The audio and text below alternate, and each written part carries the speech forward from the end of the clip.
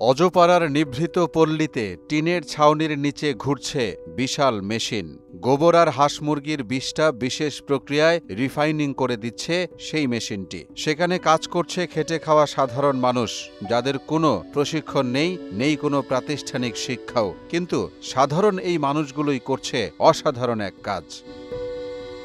উচ্ছিষ্ট বর্জ্য থেকে ফসলের জন্য উপকারী জৈব সার তৈরি করছে তারা। তাতে গ্রামে বসেই এর উদ্যোক্তা মাসে আয় করছেন 2 লাখ টাকা, যেখানে কাজ করছেন 25 জন শ্রমিক, যাদের রুটি রুজি হচ্ছে এখান থেকেই।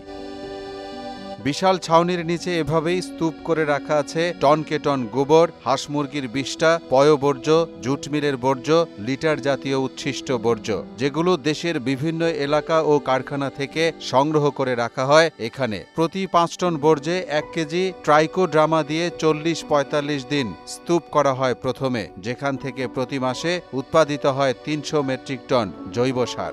মুরগির লিটার, গোবর, তামাকের গুঁড়া, ছাই আর অন্য দিয়ে আমরা এই সারটা উৎপাদন করি। গোবর, লিটার ইত্যাদি বিভিন্ন পচা যা মানুষ ফেলায় যায় সব ফুটাই না আমরা এখানে আর কি এই সারটা তৈরি করি।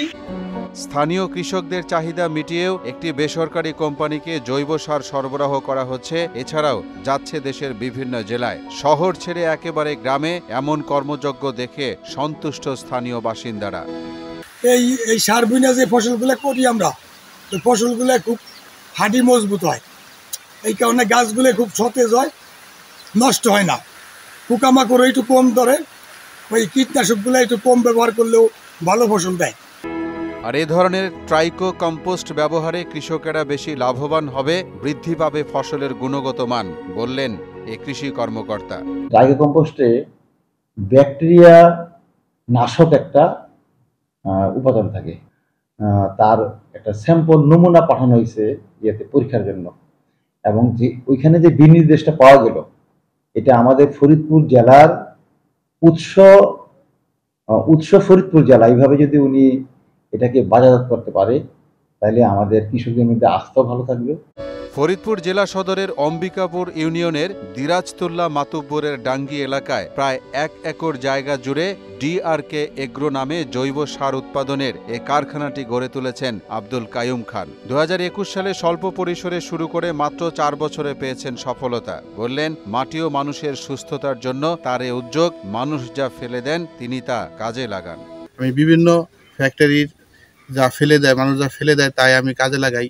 বিভিন্ন ফ্যাক্টরির বজ্র, যেমন জুট মিলের জুট পচা, আপনার গরুর গোবর, তারপরে আপনার সমিলের করাতের ভুসি, মুরগির লিটার, এরকম অনেক কচুরিপানা, বিভিন্ন কচুরিপানা, এইগুলি কলা গাছ, এইগুলি পচায় আমি একটা সার পরতে ফালাই, এবং প্রত্যেক 5 টন সারে আমি 1 কেজি ট্রাইকোডার্মা দিই। 40-45 দিনের মধ্যে সারটা আমার ব্যবহার উপযোগী হয়। এরপরে আমি ক্রাশ মেশিনে দিই, ক্রাশ মেশিনে থেকে নেটিং মেশিনে যায়, নেটিংয়ে থেকে তারপরে আপনার বস্তার বাজারজাত করার জন্য বস্তা সেলাই করে আমি বাজারজাত করি। কাপড় ব্যবসায়ী কাইয়ুম খান সে ব্যবসায় লোকসান গুণে ঘুরে দাঁড়ানোর ইচ্ছায় নিজ উদ্যোগে শুরু করেন বর্জ্যের ব্যবসা। এখন কাইয়ুম একজন সফল উদ্যোক্তার নাম। এলাকার চেয়ারম্যানও তার এমন কাজে খুশি হয়ে বললেন, সব ধরনের সহযোগিতায় পাশে থাকবেন। সারা বাংলাদেশের কৃষক এই জৈব সার থেকে উপকৃত হোক, এবং বাংলাদেশের কৃষক উপকৃত হলে আমাদের দেশ উন্নয়ন হবে, দেশ আপনার অর্থনৈতিকভাবে সচ্ছল হবে, আমি সেই আশা রাখি। মোহাম্মদ আলিউল্লাহ, মোহনা ডিজিটাল।